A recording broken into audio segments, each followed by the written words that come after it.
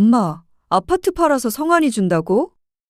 그래, 우선비 깎고 뭐라도 차리려면 어쩔 수가 없을 것 같아.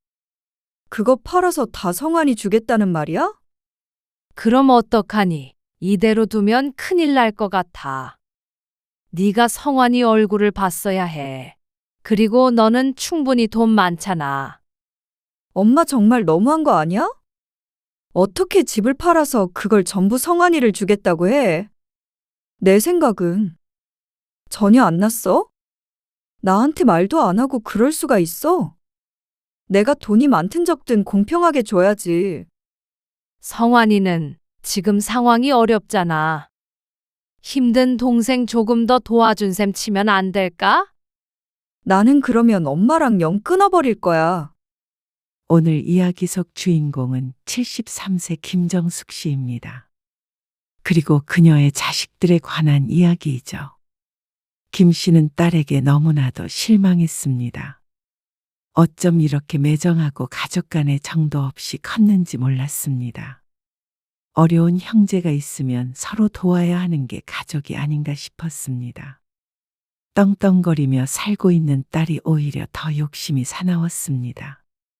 어쩔 수 없는 상황에서 김 씨의 집을 팔아 동생을 도와준다는 말에 연을 끊자는 딸. 딸이 돈이 궁한 것도 아니었고 김 씨가 딸을 그동안 안 도와준 것도 아니었습니다. 그런데도 남동생 잘 되는 꼴은 못 보겠다는 딸 때문에 김 씨는 마음이 아팠습니다. 어째서 돈 몇 푼에 남매 간의 의도 상하고 부모와도 연을 끊겠다는 것인지 몰랐습니다. 사람의 욕심은 끝이 없고 인간은 이기적인 동물이라는 걸 김 씨는 딸을 보며 깨달았습니다. 그렇게 똑똑하고 착했던 딸이 결혼하고 나서는 완전히 다른 사람이 되어버렸습니다. 김 씨는 그걸 두고 볼 수 없었습니다. 딸도 자신의 행동이 잘못됐다는 걸 언젠가는 알게 될 것이었습니다. 김 씨가 그렇게 만들기 위해 혼쭐을 내줄 생각이었죠. 김 씨는 자식이 둘이었습니다. 첫째가 딸 박수진, 둘째가 아들 박성환이었습니다. 2살 터울의 남매였습니다. 딸은 어려서부터 책을 좋아했고 아들은 친구들과 놀이터에서 어울리기를 좋아했습니다. 전혀 다른 성향의 자식들을 김 씨는 똑같이 사랑했죠. 김 씨와 남편은 작은 식당을 운영했습니다. 전 재산을 털어서 차렸는데 식당 뒤쪽에 생활할 수 있는 공간이 있는 곳이었습니다. 식당을 차리며 빚을 꽤나 지는 바람에 형편은 좋지 않았습니다. 엄마, 나도 과외 받고 싶은데. 어느 날 딸이 말했습니다. 초등학교 때부터 시험만 봤다고 하면 평균 90점은 거뜬히 넘기는 모범생이었습니다. 수진아, 요즘 장사가 잘 안 돼. 과외는 너무 비싸지 않아? 알겠어. 우리 수진이는 그래도 잘할 거라고 믿어. 엄마는 걱정 안 해. 네, 집에서 혼자 공부하던 딸은 학업이 점점 버거웠는지 과외를 시켜달라고 했습니다. 하지만 김 씨는 형편껏 살 수밖에 없었습니다. 김 씨는 딸이 나중에 커서 크게 될 거라고 생각했습니다. 그만큼 동네에서도 똑똑하기로 유명한 아이였습니다. 반면에 아들에게는 늘 하는 소리가 있었습니다. 건강하게만 자라다오. 반쯤은 농담으로 하는 소리였는데 그만큼 아들은 공부를 못했고 늘 뭘 하면 놀지 궁리하는 것 같았습니다. 하지만 심성은 착해서 바쁠 때마다 식당 일을 잘 도와주곤 했습니다. 근데 왜 누나는 안 불러? 저녁에 친구들과 놀고 있는 아들을 불러서 서빙을 시켰더니 아들의 입이 툭 튀어나왔습니다. 네 누나는 학원 갔지. 너도 학원 갈래? 아니, 아들은 사람 만나는 걸 좋아해서 커도 영업사원이나 장사를 하면 좋을 것 같다고 생각했습니다. 그래서 굳이 아들에게 공부를 강요하지 않았습니다. 그렇게 세월은 흘렀고 두 남매는 각자의 길을 걸었습니다. 딸은 장학금을 받고 서울에 있는 대학에 진학했습니다. 그리고 아들은 다행히도 경기도에 있는 전문대에는 갈 수 있었습니다. 엄마, 나 교환학생에 뽑혔는데 학교에서 지원해주기는 하는데 그래도 돈이 많이 든대. 얼마나 드는데? 생활비가 필요한데. 너도 우리 사정 알잖니? 알지? 엄마가 많이는 못 보태주고 300만 원 통장으로 넣어줄게. 그걸로 어떻게 지내봐. 딸은 할 말이 있는 듯이 입을 열었다가 닫았습니다. 하지만 김 씨로서도 그것이 최선이었습니다. 그리고 딸은 과외 알바로 돈을 모아서 캐나다로 가게 되었습니다. 2년 동안 살다 왔는데 그동안 캐나다에서 아르바이트도 한 모양이었습니다. 김 씨는 딸이 어렵다고 하는 때에 30만 원, 50만 원, 총 5번 정도를 보내줬던 것으로 기억했습니다. 반면에 아들은 군대에 다녀온 뒤에 대학을 졸업해서 곧장 회사에 들어갔습니다. 어떻게 보면 돈만 들어가는 딸보다는 공부를 하나도 안 했어도 밥벌이를 하는 아들이 진짜 효자가 아닌가 생각이 들기도 했습니다. 하지만 딸은 졸업 후에 좀 더 공부를 해서 대기업에 들어갔습니다. 초봉은 아들과 비교가 안 될 정도로 높았습니다. 그리고 몇 년 뒤 아들은 회사를 그만두고 나와서 카페를 차리겠다고 했습니다. 엄마, 근데 카페를 차리려면 자금이 좀 필요한데. 내가 그렇게까지 돈을 모으지 못해서. 월급도 얼마 안 되는데 따로 나가 살며 생활을 하니까 돈이 모일 턱이 없었습니다. 얼마면 되는데? 사업자 대출을 받는다고 쳐도 한 5천만 원은 더 필요할 것 같은데. 아들의 말에 김 씨는 깜짝 놀랐습니다.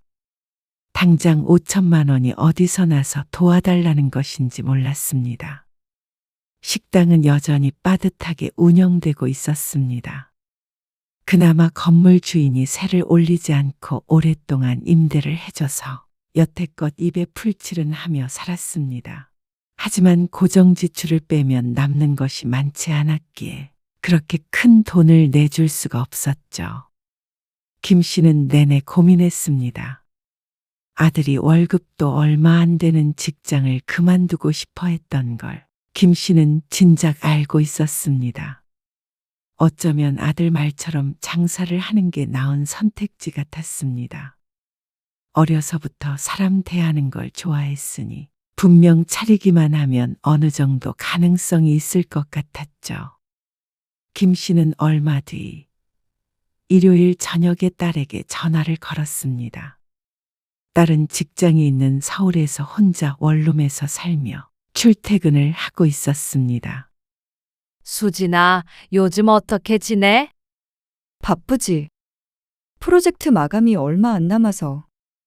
김 씨는 잠시 침묵했다가 조심스럽게 말을 꺼냈습니다. 성환이가 직장 그만둔다고 하더라. 직장을 왜? 카페를 차려보려는 모양이야. 아, 카페.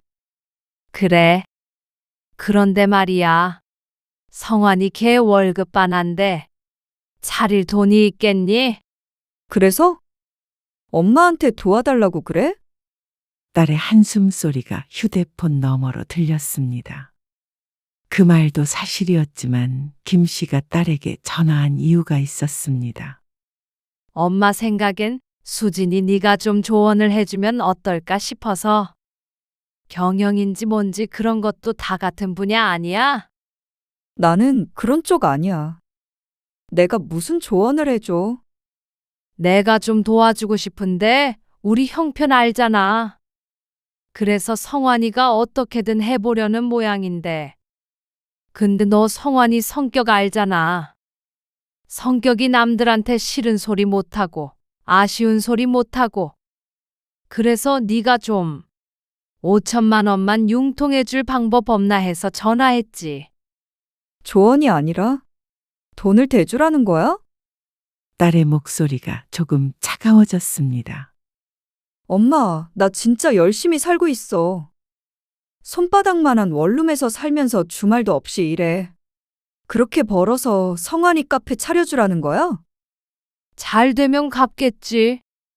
아휴, 엄마가 그런 뜻으로 한 말은 아니고, 그저 어려울 때는 가족끼리 서로 힘이 되어주면 좋지 않겠나 싶어서. 네가 꼭 돈을 줘야 한다는 게 아니라, 왜 엄마는 항상? 너 힘들게 돈 버는 거 알고 있지? 근데 그래도 너는 똑같이 일해도 더 많이 받잖아. 근데 성환이는 그렇게 일하는데도 너 버는 거에 절반도 못 벌어. 절반이 뭐냐? 세 발의 피지. 나는 내가 노력해서 이 자리에 온 거고.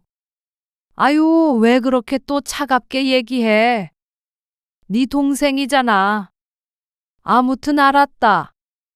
김 씨는 전화를 끊었지만 너무 속상했고 딸에게 서운했습니다.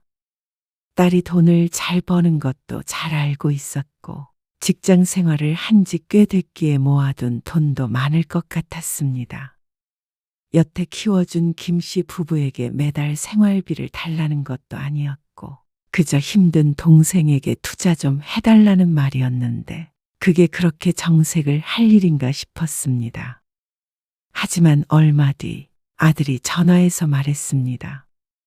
엄마, 누나가 5천만 원 보내줬어. 얼떨떨해 보이는 아들. 김 씨도 마찬가지였습니다. 아니, 안 줄 것처럼 하더니. 누나가 그래도 정이 있긴 해. 그렇지. 수진이가 그래도 속이 깊잖아. 김 씨도 아들도 무척 기뻐했습니다. 누나 정말 돈 많이 버나 보네. 네 누나가 정말 잘 됐지. 유학도 갔다 왔는데, 그럼. 나도 유학이나 갔다 올 걸 그랬다. 그러면 이렇게 고생 안 하는데. 실없는 아들의 말에 김 씨도 김 빠진 웃음을 지었습니다. 이게 가족이구나 싶었습니다. 자식들을 참 잘 키웠다는 생각이 들었죠. 그렇게 아들은 카페를 차렸습니다. 김 씨도 왔다 갔다 하면서 청소도 도와주고 했습니다. 인테리어도 참 요즘 스타일이었고 대학교와 멀지 않아서 장사도 잘 될 것 같았습니다. 그런데 인생이 사람 마음대로 되던가요? 반년쯤 지나자 아들은 장사를 접어야 하나 고민하기 시작했습니다. 시작한 지 얼마 되지도 않았잖아. 그런데 한 달에 적자만 몇백이야. 이걸 어떻게 메꿔야 할지 모르겠어. 아이고, 장사가 그렇게 안 되냐? 월세 내는 것도 빠듯해. 아들은 시리에 빠졌습니다. 그리고 그런 아들을 도와준 것이 딸이었습니다. 성환이한테 1,000만 원 보냈어. 딸에게 전화해서 아들의 상황에 대해서 푸념을 하고 있는데 조용히 있던 딸이 말했습니다. 김 씨는 다시 한번 놀랄 수밖에 없었습니다. 성환이가 달라고 그랬어? 맨날 전화해서 죽는 소리 하는데 그러면 어떡해. 근데 이 이상은 나도 정말 못 도와줘. 나 결혼할 거란 말이야. 결혼? 뜬금없는 딸의 말에 김 씨는 화들짝 놀랐습니다. 그런 말은 들어본 적이 없었으니 말이죠. 그러고 보니까 딸이 누구를 만난다는 소리를 한 적은 없었습니다. 왜 그런 말을 안 했어? 그냥 뭐하러 해. 그런 말을. 그래도 결혼이잖아. 그래서 지금 말하잖아. 이제 더 이상 성환이는 못 도와줘. 지난번에 5,000만 원도 갚을 능력 안 되는 거 알아. 그래, 고마워. 성환이도 누나 덕인 거 알 거야. 나중에 잘 되면 갚겠지. 하지만 아들이 운영하던 카페는 반년을 더 문을 열고 폐업하게 되었습니다. 다음 세입자도 없어서 권리금이나 인테리어 비용도 하나도 건지지 못했죠. 아들이 받았던 대출과 딸이 도와줬던 돈도 허공으로 사라져버렸습니다. 그리고 어디선가 융통해서 아들은 또 온라인 쇼핑몰을 차린다고 사무실을 구했습니다. 무슨 일을 하는지 정확히 모르겠지만 잘 되는 것 같지는 않았습니다. 아들은 자꾸만 개업과 폐업을 반복했습니다. 늘 사업의 종목은 달랐습니다. 그 사이에 딸은 결혼을 했습니다. 나는 진우 씨보다 모은 돈이 많지 않아. 엄마는 결혼할 때 전혀 못 보태주는 거지? 식당이 점점 잘 되고 있긴 하지만 목돈을 주기는 힘들었습니다. 딸에게 말은 안 했지만 아들이 사업을 계속 말아먹으면서 그쪽으로 돈이 많이 샜기 때문이었습니다. 미안하다. 대신에 축의금 들어온 거는 너 줄게. 김 씨 부부의 손님은 많지 않겠지만 그것이나마 보탬이 되고 싶었습니다. 아니야. 내가 알아서 할게. 사위는 같은 직장에 다니는 남자였는데 집안은 평범해도 능력이 있어서 꽤나 괜찮은 아파트에서 신혼을 시작했습니다. 도와달라고 그러더니 잘만 살고 있네. 그러게요. 그래도 수진이가 옛날부터 자기 앞가림은 잘했잖아요. 축의금 받은 건 어쨌어? 성환이 줬지. 얼마 받지도 않았어요. 축의금. 아이고, 그놈은 언제 자기 앞가림하며 살려나.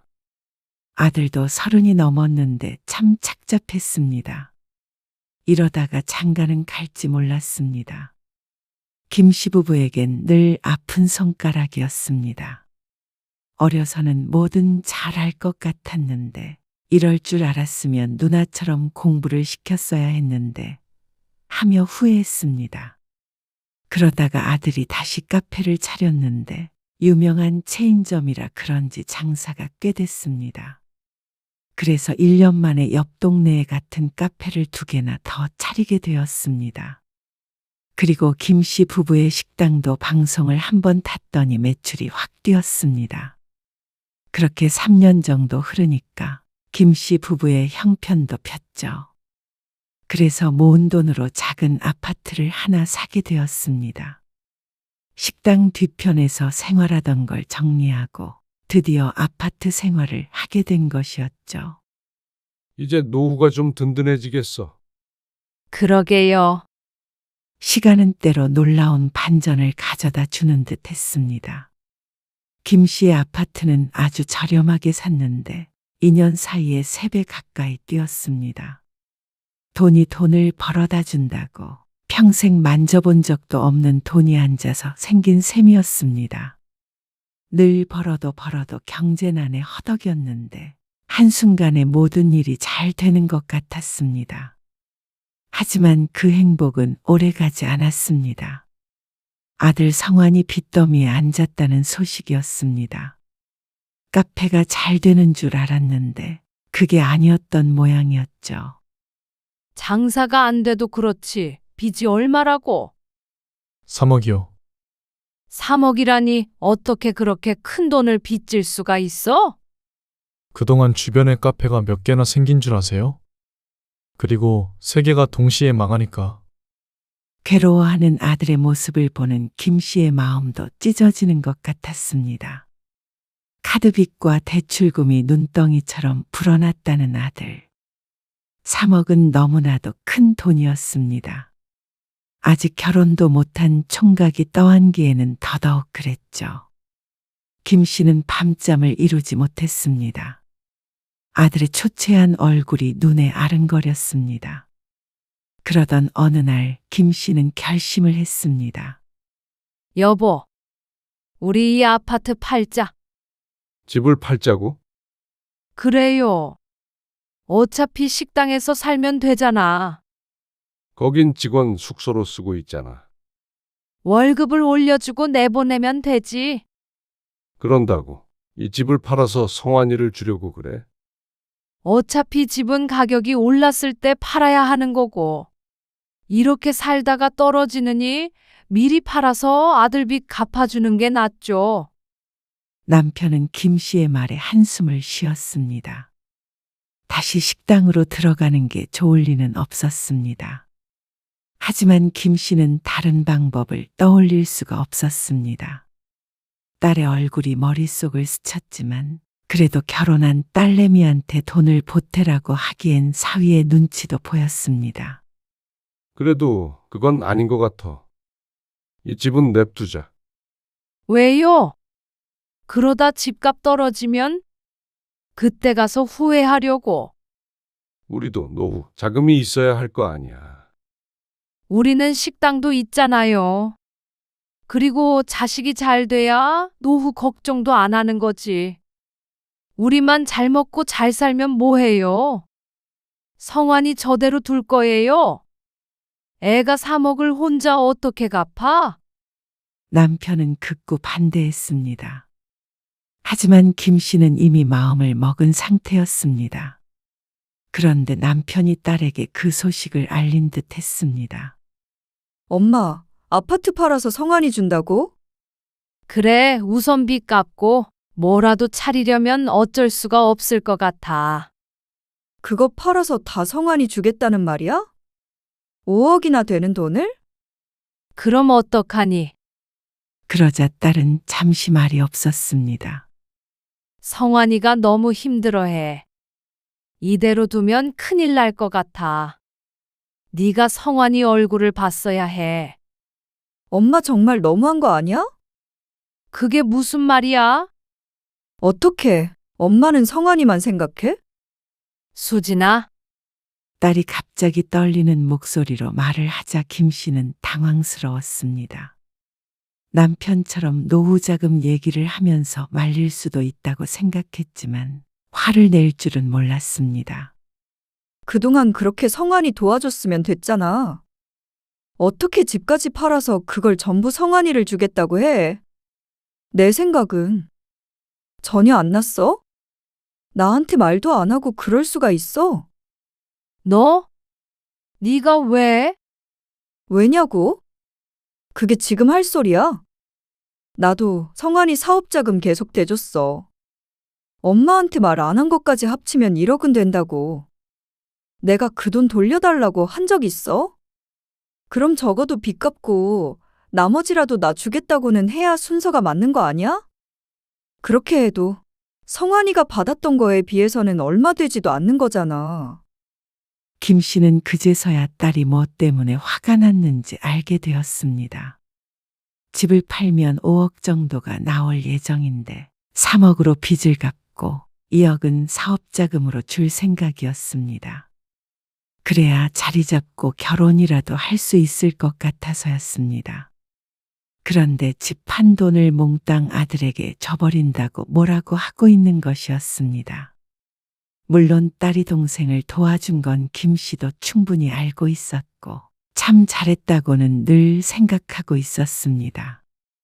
하지만 그렇다고 3억을 아들 주고 나머지 2억을 딸에게 주는 건 오히려 형평성에 안 맞다고 생각했습니다. 딸은 그 돈이 없어도 충분히 먹고 살만 했기 때문이었습니다. 너는 꼭 그 돈이 필요한 상황이 아니잖아. 필요하고 안 하고가 중요한 게 아니고 엄마가 성환이밖에 모른다는 게 중요한 거지. 그럴 리가 있니? 힘든 피부치 좀 도와주자는데 그게 이렇게 화낼 일이야? 내가 힘들 땐 제대로 도와준 적 있어? 그때는 형편도 어려웠고 너는 스스로 잘했잖아. 장학금도 받았고 아르바이트도 하고. 근데 성환이는 왜 혼자서 안 해도 되도록 도와줬는데? 같은 자식이잖아. 나는 그 알아서 잘한다는 말이 제일 싫어. 성환이 사고쳐서 엄마가 돈꾸러미 들고 다니면서 수습할 때 나는 다니고 싶은 학원도 제대로 못 다녔어. 대학 때부터 용돈 받아본 적도 없고. 너 유학비도 대준 거 기억 안 나니? 유학비? 300만 원 줬던 거 말하는 거야? 그 뒤로도 너 캐나다에 있을 때 몇 번 더 보냈잖아. 그거 다 합치면 얼마야? 500만 원도 안 되지. 근데 나 취업한 뒤로 그것보다 훨씬 많이 돌려줬다고 생각해. 그러자 김 씨는 말문이 막혔습니다. 다달이 생활비를 준 건 아니었지만 무슨 일이 있을 때마다 용돈을 두둑히 받았던 것은 사실이었습니다. 거기다가 동생의 사업 자금까지 보탰으니 사실 딸에게 받은 게 더 크다고 할 수 있었습니다. 엄마는 버는 돈 다 성환이 도와주는데 썼지. 근데 적어도 집 팔아서 도와주겠다고 마음 먹기 전에 내 생각 한 번은 했어야지. 이어? 없어도 돼. 근데 엄마의 그 차별적인 사랑이 너무 싫은 거야. 내가 언제 차별했다고 그래? 엄마는 기억도 못하는가 보지. 나는 학창시절 내내 성환이랑 차별받으면서 컸는데. 엄마 아빠는 성환이만 예뻐했잖아. 나는 주워온 애처럼 누구 하나 관심이나 가졌어? 힘들다고 도와달라고 해도 도와준 적이나 있어? 결혼할 때는 뭐라도 해줄 생각이나 했어? 축의금 준다고 했는데 안 받은 건 너잖아. 축의금 엄마 아빠 앞으로 얼마나 들어왔는데. 그러자 김 씨는 또 꿀먹은 벙어리가 돼버렸습니다. 정말 보잘것없는 금액이 들어온 것은 사실이었기 때문이었습니다. 하지만 김 씨는 이렇게 하나하나 따지고 드는 딸에게 실망스러웠습니다. 아무리 그래도 어떻게 동생 도와주자는 말에 이렇게 달려들 수가 있니? 가족끼리 힘들 때 도와야 하는 거잖아. 당연히 너는 잘 사니까 힘든 동생한테 더 주자는 거잖아. 그게 불공평해? 엄마는 너무 슬프다. 어떻게 그렇게 이기적이고 매정해? 그러자 딸이 차갑게 대꾸했습니다. 그 집 하세요. 하고 싶은 대로 하세요. 대신 이게 끝이에요. 갑자기 존댓말을 하는 딸이 낯설었습니다. 이게 끝이라니 그게 무슨 말이야? 다시는 연락 안 한다고요. 너 지금 돈 때문에 엄마 아빠랑 연이라도 끊겠다는 거야. 돈 때문에요? 그렇게 생각하세요. 너 왜 이렇게 변했어? 돈 좀 벌고 신분 상승한 것 같으니까 없는 가족들은 가족으로 안 보여? 더 이상 얘기하고 싶지 않아요. 전화가 끊어졌습니다. 김 씨는 한참 휴대폰을 들고 서 있었습니다. 믿을 수가 없었습니다. 그토록 착하고 이해심 많던 딸이 이런 말을 하다니. 김 씨도 이런 딸과는 더 이상 대화를 나누고 싶지 않았습니다. 이해시키려고 노력하는 것도 무의미하다고 생각했습니다. 결국 딸은 돈을 주지 않으면 납득하지 못할 것 같았기 때문이었습니다. 연을 끊자고. 그렇게 말하면 겁이라도 먹고 생각을 달리할 줄 안 모양이었습니다. 김 씨는 딸이 괘씸했습니다. 그래서 보란듯이 집을 팔아서 아들에게 줄 생각이었습니다.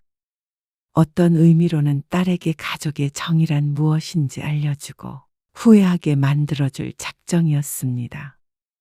결국 딸에게 친정은 이곳이었으니 말이죠.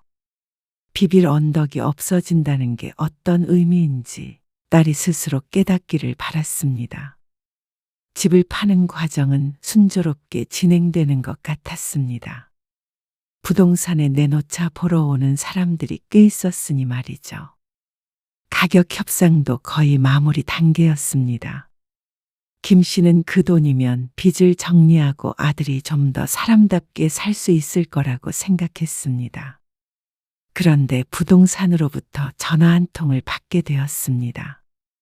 사모님, 이 집에 근저당이 잡혀 있는데 이건 등기 이전하면서 한 번에 처리하시는 거죠? 김 씨는 어리둥절했습니다. 김 씨는 전화를 우선 끊고 남편을 다그쳤습니다. 이게 대체 무슨 말이에요? 당신이 받아요, 대출? 그러자 남편의 얼굴이 창백해졌습니다. 남편은 고개를 숙인 채 겨우 입을 열었습니다. 아니, 집값이 올라서 재산을 좀 불려보려고.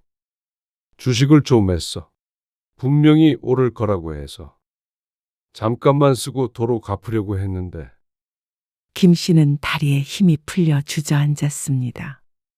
미쳤어요. 어떻게 나한테 상의도 안 하고 그런 짓을 해요? 식당 일도 언제까지 할 수 있을지도 모르는데. 수입도 불안하기도 하고. 우리도 노후는 단단히 준비해야 할 것 같았어. 이렇게 될 줄은 정말 몰랐어. 어쩐지 너무도 심하게 반대를 한다 생각했습니다. 남편도 아들 사랑이라면 끔찍한 사람이었는데 말이죠. 평생 성실하게만 살아온 남편이 단 한 번의 욕심으로 저지른 일이었습니다. 결국 집을 팔아도 대출금을 갚고 나면 남는 돈이 많지 않다는 걸 확인했습니다. 김 씨는 망연자실했습니다. 하지만 그렇다고 손 놓고 있을 수는 없었습니다. 일단 팔아서 성환이 빚 일부라도 갚아야지. 김 씨 부부는 집을 팔고 다시 식당으로 들어갔습니다. 집을 팔았는데도 아들의 빚을 전부 갚지는 못했습니다. 그리고 김 씨는 아들을 식당으로 불러들였습니다. 이제부터 식당 일 배워. 식당 일을? 그래. 이 식당 너 물려줄 생각이야. 아들의 눈이 커졌습니다. 남편과 김 씨가 수도 없이 고민한 결과였습니다.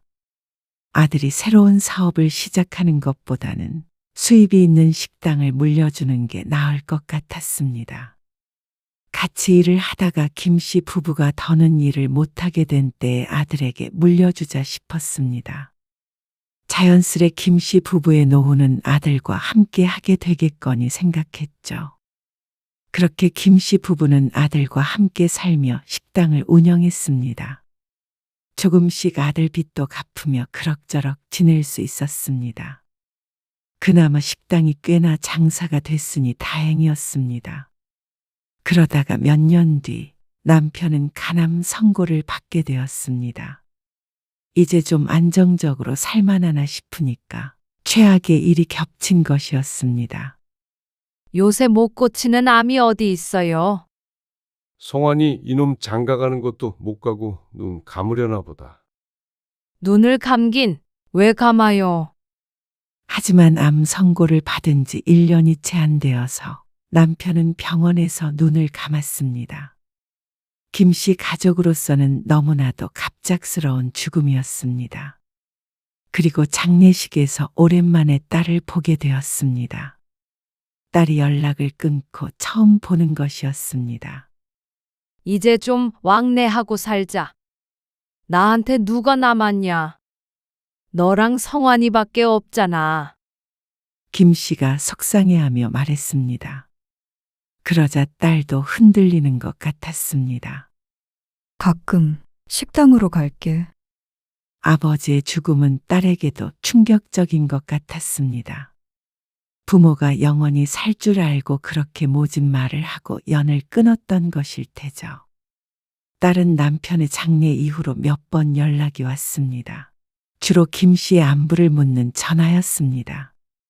그러던 어느 날 아들이 결혼하겠다고 알려왔습니다.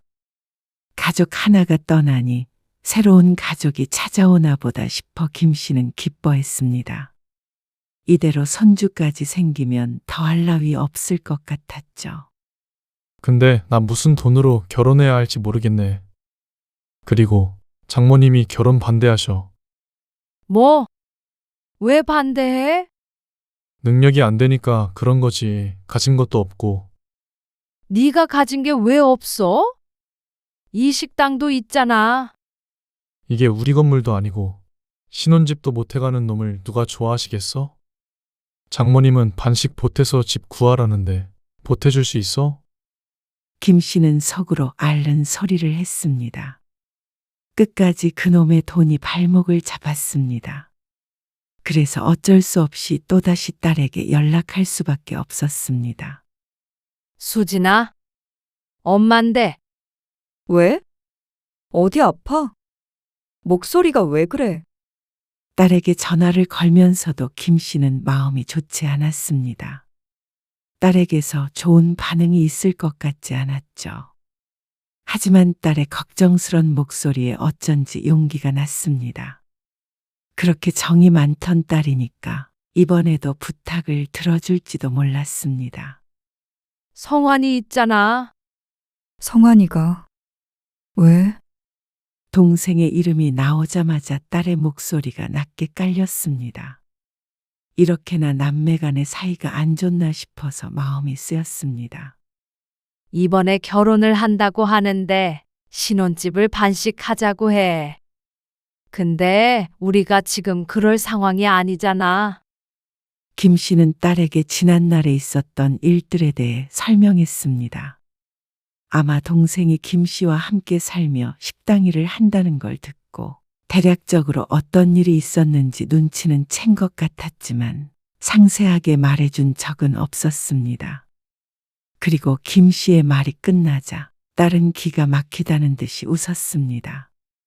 그래서 그 돈 다 날려먹고 이제는 성환이 집값 대달라는 거야. 지금? 나한테? 대달라는 게 아니고 식당도 성환이 물려주는 거잖아. 근데 나는 오히려 내 돈을 줘야 해. 무슨 이런 경우가 다 있어?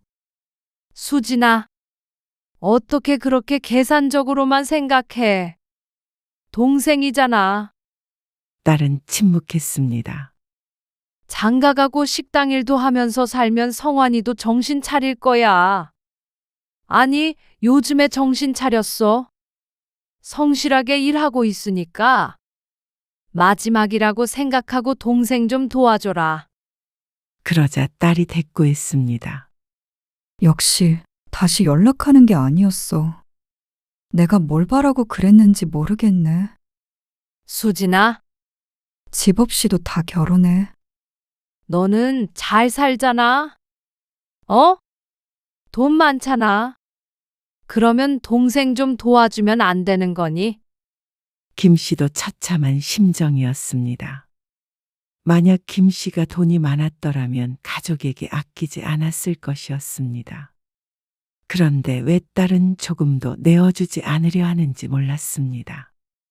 내 배에서 나왔지만 무정하기 짝이 없었습니다. 하지만 김 씨의 심정과는 상관없이 딸은 또다시 연락을 끊었습니다. 참 모든 게 쉬운 딸이었습니다. 돈이 걸린 문제라면 부모와도 이렇게 쉽게 절연할 수 있구나 싶으니 서글픔에 잠도 잘 자지 못했죠. 결국 아들은 월세 집을 구했습니다. 그리고 결혼하는 과정은 순탄치 못했습니다. 가진 것 없는 사위를 좋아할 처가는 없겠죠. 이해는 했지만 서러웠습니다. 딸이 조금만 도와줬다면 이렇게 아들이 눈칫밥 먹으며 결혼하지 않았을 텐데 말이죠. 아들은 결혼한 후에도 식당 일을 했습니다. 이제는 김 씨도 나이가 들었고 남편도 없기에 아들의 역할이 컸습니다. 그런데 워낙 게으른 탓에 남편이 있었을 때와는 식당 사정이 달라졌습니다.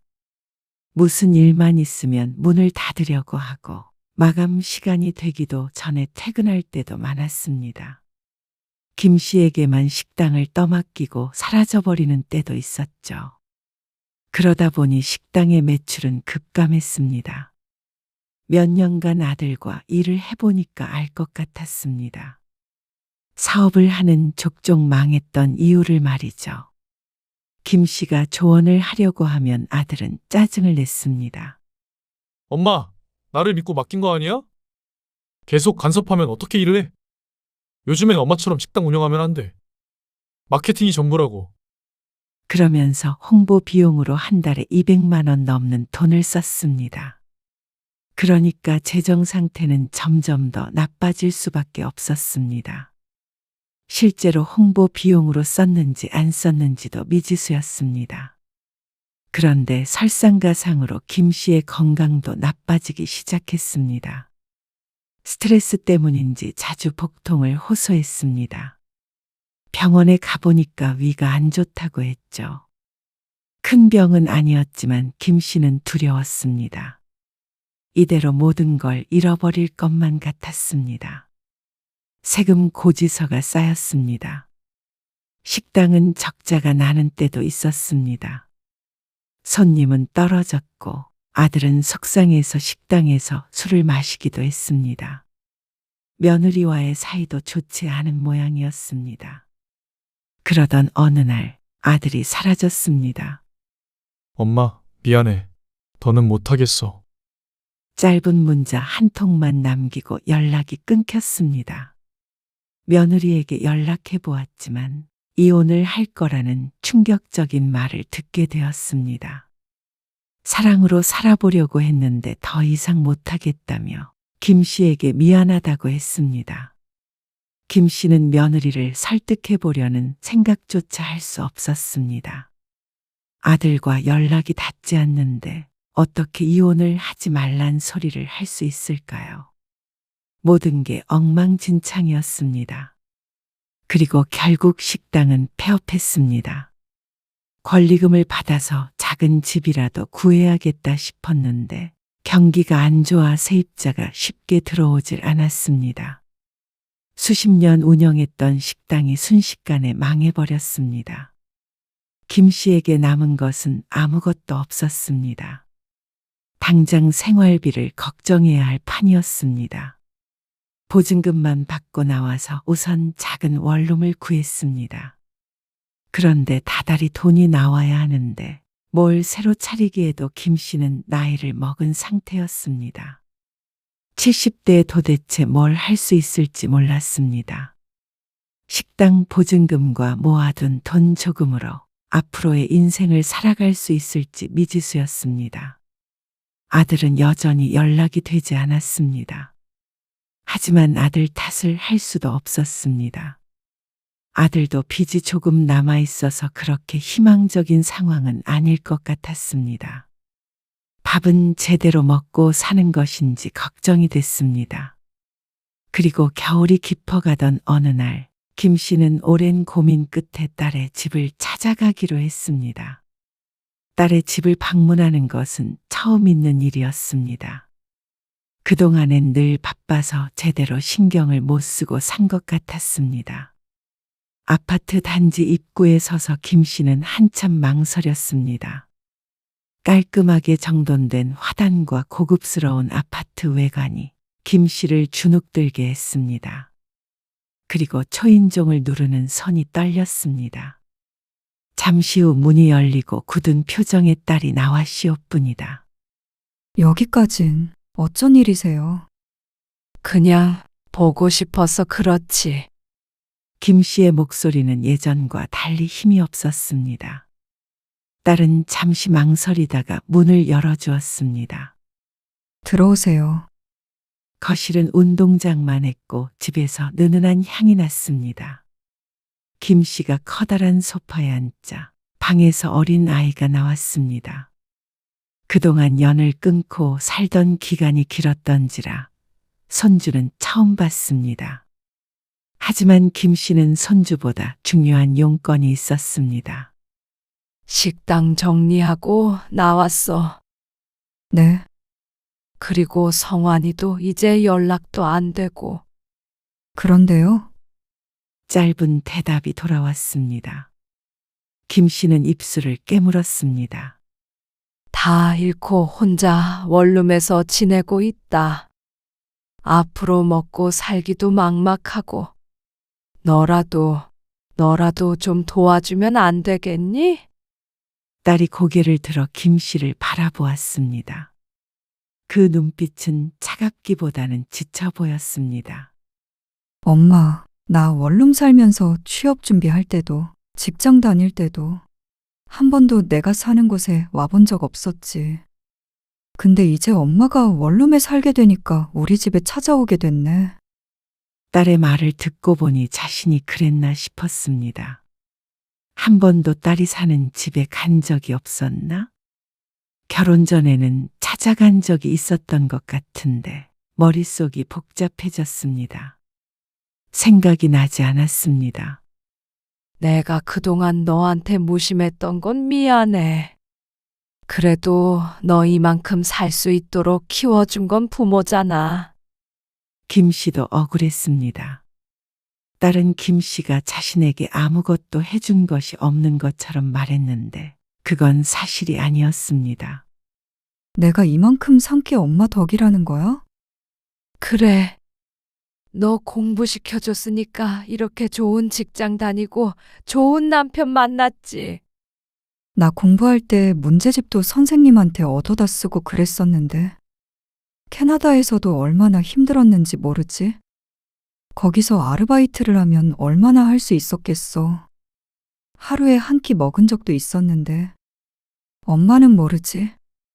말을 안 하는데 어떻게 알아? 엄마한테 전화하면 성환이 얘기밖에 안 했잖아. 항상 성환이 걱정뿐인 엄마한테 뭘 더 말할 수 있었겠어. 그리고 얘기했는데 난 잘 알 거라며. 그게 끝이었잖아.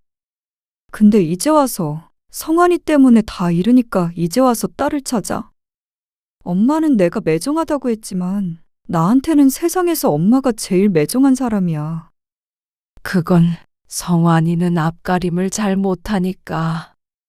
그러니까 누나인 내가 이해해야 했던 거지? 그래. 엄마는 그런 뜻이 아니었어. 엄마도 나랑 연 끊고 잘 지냈잖아. 원했던 대로 집 팔아서 성환이 도와줬고 식당도 물려줬고 다 해줬잖아. 내 생각은 조금도 안 했잖아. 미안하지만 나도 나 안 사랑하는 부모 부양하면서 살 생각 없어. 엄마만 보면 어린 시절 생각나서 괴로워. 하다못해 손주 이름도 안 물어보는데 내가 왜 엄마를 도와야 해? 너 정말 피도 눈물도 없구나. 김 씨의 중얼거림이 작게 흘러나왔습니다. 엄마 부양할 사람은 내가 아니라 성환이잖아. 성환이한테 가요. 김 씨는 딸의 집에서 나올 수밖에 없었습니다. 김 씨는 한참을 문 앞에 서 있다가 힘없이 돌아섰습니다. 집으로 돌아온 정 씨는 혼자 방 구석에 앉아 있었습니다. 작은 테이블 위에는 오래된 가족 사진이 놓여 있었습니다. 사진 속에서 김 씨는 아들의 어깨에 손을 올리고 환하게 웃고 있었고, 딸은 한 발짝 떨어진 곳에서 희미한 미소를 짓고 있었습니다. 평생 열심히 살았습니다. 가족을 위해 모든 것을 바쳤다고 생각했습니다.